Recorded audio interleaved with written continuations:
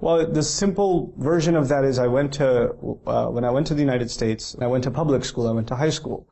Majority of the people around me were non-Muslims. Actually, I didn't know any Muslim for the first 2 years, or first year of high school. I didn't know any Muslims.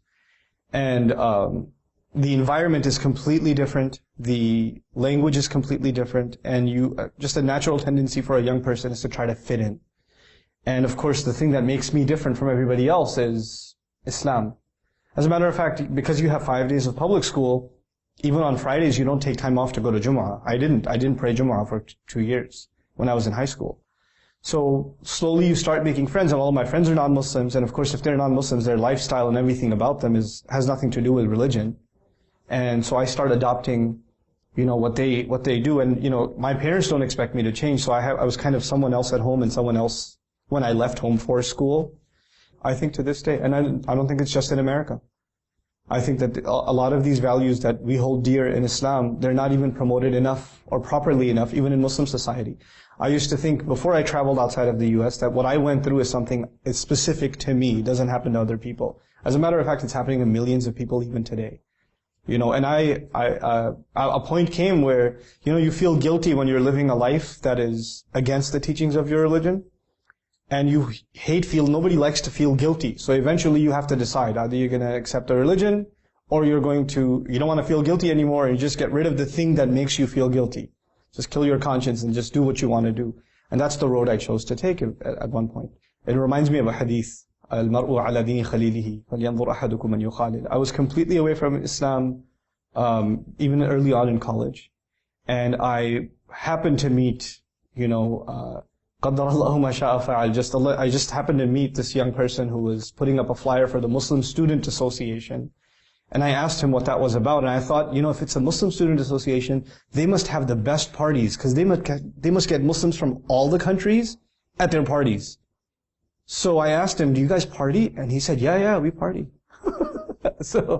But when I went, it was just these two guys, and they're discussing something about the Quran or something. I thought, this is not a place for me. But these guys were really nice to me. And they started spending time with me, they were giving me rides home, and slowly but surely, I still wasn't praying or anything. But one day, one of those friends, he just pulled over to pray. And I just felt bad, and I prayed just because he was there.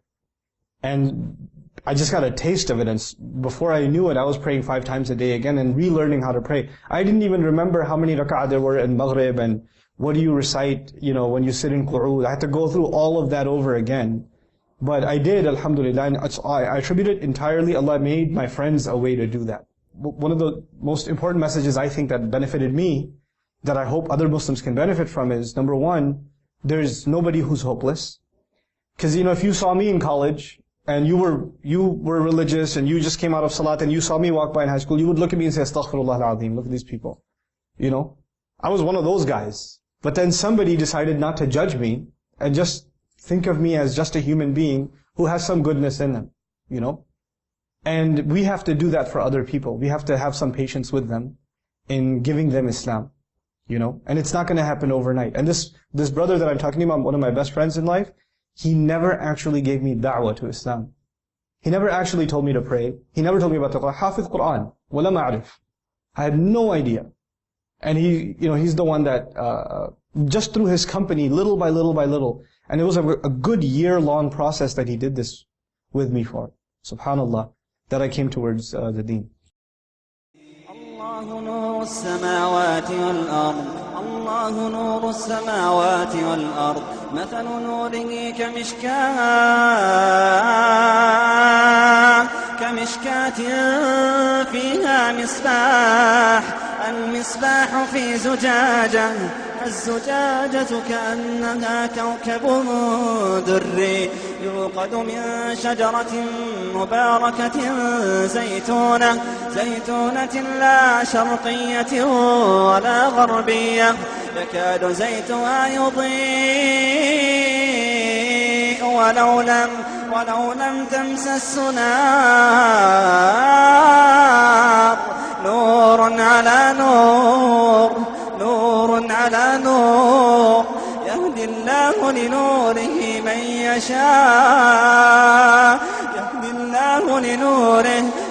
الله لنوره من يشاء يضرب الله الأمثال للناس والله بكل شيء عليم.